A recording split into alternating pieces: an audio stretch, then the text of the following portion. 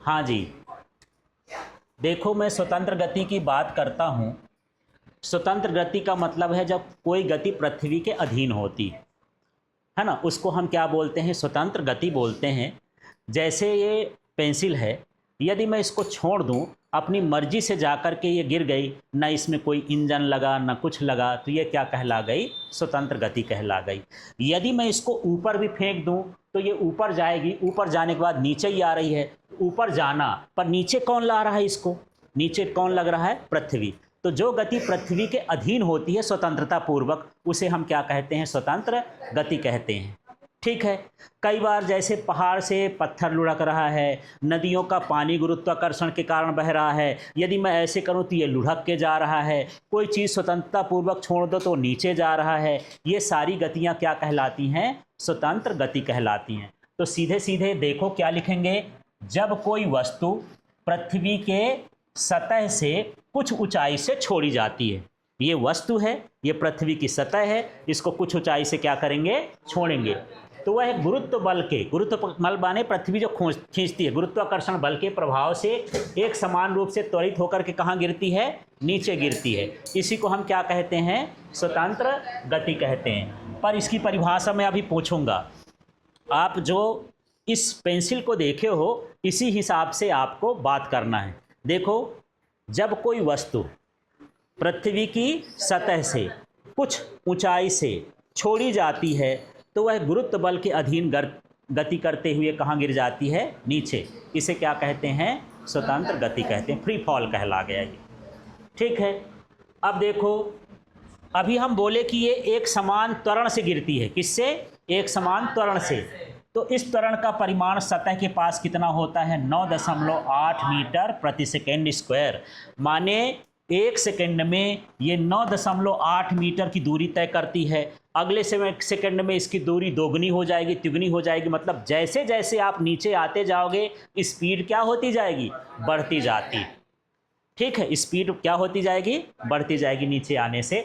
तो यहाँ पर पूछ देता खाली स्थान में गुरुत्वीय त्वरण का मान कितना होता है, 9.8 मीटर प्रति सेकेंड स्क्वायर। ठीक है। अब मुक्त गति के समीकरण देखना। ठीक है, मुक्त गति के समीकरण के लिए आप इसको ध्यान दो, u का मान कितना होता है, 0। जब मैं इसको छोड़ूंगा तो यहाँ पर शुरू में इसमें गति है क्या, नहीं है, तो u का मान कितना हो गया, 0। a, त्वरण कौन दे रहा है, पृथ्वी, इसलिए पृथ्वी के त्वरण को क्या लिखते हैं, g।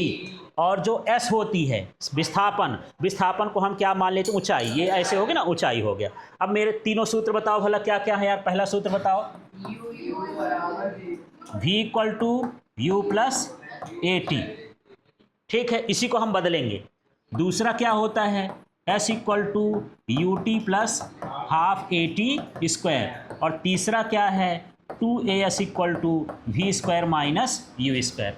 परीक्षा में आ जाता है मुक्त गति किसे कहते हैं और इसके समीकरण लिखिए, तो लोग समीकरण नहीं लिख पाते हैं। मैं तरीका बताता हूँ, ये समीकरण तो सबको याद रहते हैं। ठीक है, v equal to u plus क्या है, ए टी। यू का मान क्या रखोगे, 0। ए का मान क्या रखोगे, g। और v की बाकी मान वही रहेंगे। तो ये बताओ क्या बना, ये v की जगह क्या लिख दिया, v बराबर u का मान कितना है, 0। अब ये क्या हो गया, जी टी। देखो तो ए की जगह g रख दिया। ये मुक्त गति का प्रथम समीकरण कहला गया। मुक्त गति का क्या कहलाया, प्रथम समीकरण। ठीक है, गति के समीकरण तो होते हैं ये, पर आपको मुक्त गति के समीकरण लिखना होगा तो ये लिखेंगे। दूसरा देखो बदलना, यस को क्या लिखना है, h, तो यहाँ पर मैं लिख देता हूँ h। ठीक, ध्यान से देखना, u का मान कितना है, 0, ut लिखा है, ये 0 हो जाएगा। अब आगे बढ़ो, क्या लिखा है, 1/2, तो क्या लिख दिया, 1/2। a का मान क्या है, g, तो ये हो गया g और ये हो गया टी स्क्वायर, ये जी टी, h बराबर G T, half G T square. देख लिए। हाँ, दो पक्षांतर नहीं करना, इसी फॉर्मेट में लिखना है, पक्षांतर वगैरह नहीं करना है। विस्थापन निकालना है, इसमें वेग निकालना है। ठीक है, बस आपको ये ध्यान रखना है, u की जगह 0 रखना है, a की जगह क्या रखना है, g, और s की जगह क्या रखना है, h।